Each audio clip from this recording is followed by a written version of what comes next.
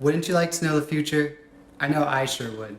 Especially during the COVID pandemic, when I don't know how bad it's going to be tomorrow, next week, or a month in the future.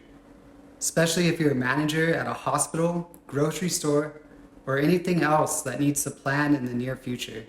You need to know how many employees to bring on board, how many supplies. Is there any other measures they need to take to better prepare? Now, there are some models that currently exist, and they do so really well in predicting not only COVID, but other pandemics and diseases and other spreads as well. The problem with these models is they are very complicated. They are hard to use by you or me or the average person who doesn't have an advanced degree in these methods. So the goal of my research is to create a simple model that anyone can use at any time, anywhere.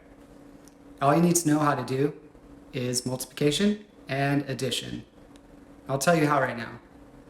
Say you have 3 months of previous COVID-19 cases. So for example, you know on February 2nd that there's going to be 250 cases, and on February 3rd there's going to be 270 cases, etc., for 3 months, right?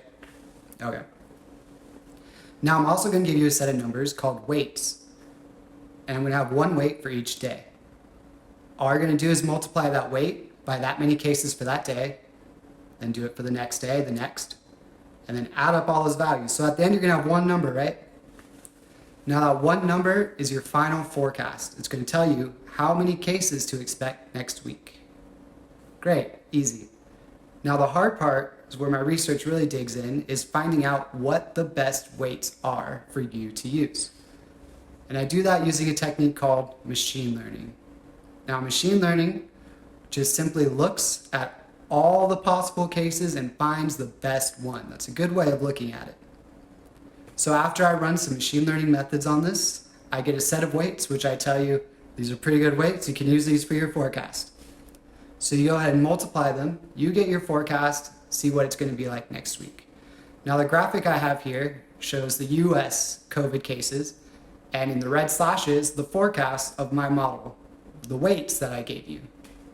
You can see that it goes up with the peak around the holidays and then falls back down after January when everyone's home and safe. So it does pretty well for the US. What about the other countries? So I went ahead and tested this on 169 different countries across the world. And I did the same thing. Can we forecast the next week's cases? And I was able to do so with 93% accuracy. Not too bad for multiplication and addition. Thank you.